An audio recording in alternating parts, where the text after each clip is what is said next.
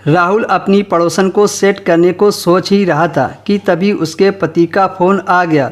राहुल ने फ़ोन उठाया और उससे बात की। उसने राहुल से अपनी बीवी को इंग्लिश पढ़ाने की बात कही। राहुल ने उसके पति सूरज को कहा कि मैं सोचकर बताऊंगा। हालांकि राहुल के मन में तो उसी वक्त जाने के लिए विचार आने लगे। उसकी पत्नी सुधा की रसमलाई को लेकर उसका घोड़ा तो अभी से दौड़ने के लिए तैयार होने लगा था।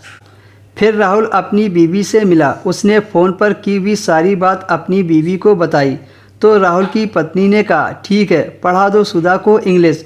राहुल ने कहा ठीक है, तुम सुधा से पूछ लेना कि पढ़ाने के लिए कौन सा टाइम सही रहेगा। सुधा का पति सूरज एक बड़ी कंपनी में काम करता था। घर पर उसकी माँ और उसकी पत्नी रहती थी।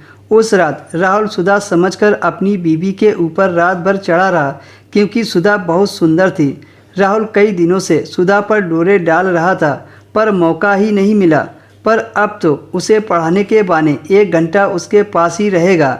अगले दिन राहुल अपनी पत्नी के साथ सुधा के घर पहुंच गए। उस समय सुधा की सास हॉल में बैठी थी। इतने में सुधा कमरे से निकलकर बाहर आ गई। उसने बड़ी ही शालीनता के साथ राहुल से नमस्ते किया। राहुल ने अपने चेहरे पर मुस्कान लाते हुए नमस्ते का जवाब दिया। राहुल की पत्नी ने सुधा से कह दिया कि आज से ये तुम्हें पढ़ाने के लिए आया करेंगे। आज पहली बार सुधा ने राहुल को देखा था। थोड़ी देर में राहुल की पत्नी वहाँ से घर वापस आ गई। सुधा की सास ने सुधा से कहा कि राहुल को स्टडी रूम में ले जाओ। फिर वे दोनों रूम की तरफ बढ़ने लगे। सुधा राहुल के आगे चल रही थी। अब राहुल का ये रोज़ का हो गया था। सुधा राहुल के साथ 1 घंटा बैठती थी। पढ़ाते समय कभी सुधा का हाथ राहुल को टच हो जाता था तो कभी राहुल का हाथ सुधा को लग जाता था। राहुल चोरी छिपे उसकी थैली में झांकने की कोशिश करता था पर उसकी थैली में कुछ दिखाई नहीं देता था।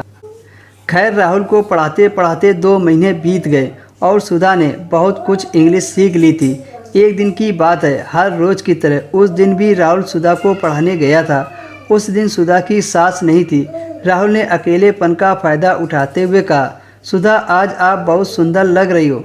राहुल के मुंह से तारीफ सुनकर सुधा शर्मा गई। राहुल भी प्यार भरी बातें किए जा रहा था। अचानक से राहुल ने सुधा के कंधे पर हाथ रख दिया। सुधा कुछ नहीं बोली। शायद वह भी यही चाहती थी।